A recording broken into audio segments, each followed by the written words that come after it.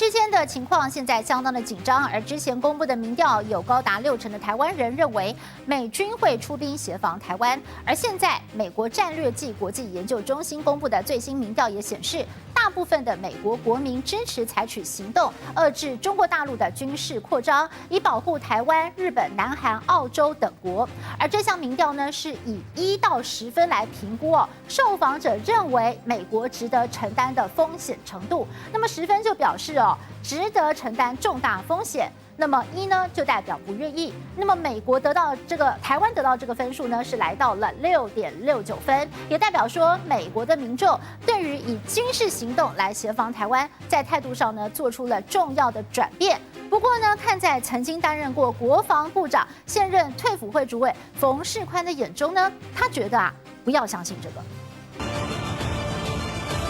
共军登陆舰训练快速抢滩登陆画面，透过网络播放。台海危机兵凶战危，美军会不会出兵协防台湾，再度被讨论。政府也会持续努力去争取国际的支持，也感谢各国对台湾的支持。指的就是美国，因为美国战略暨国际研究中心最新民调显示，有59%的一般美国民众认为捍卫台湾免受中国大陆的军事威胁，值得承担风险，更有80%的思想领袖觉得值得。算一算台湾得到的分数，分别是6.69和7.93，满分是10分，意思是大部分的美国国民支持用行动制止共军扩张，保护台湾。我当过情报次长，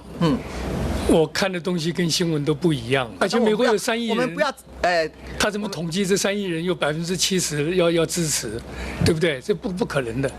不要信这个。退辅会主委冯世宽认为不能尽信，再仔细看看这份民调，一般美国民众愿意为防卫承担风险的数字，台湾是6.69，韩国6.92，日本6.88，最高的则是南海盟国6.97。对外交部来讲，基本上我们的重心还是放在我们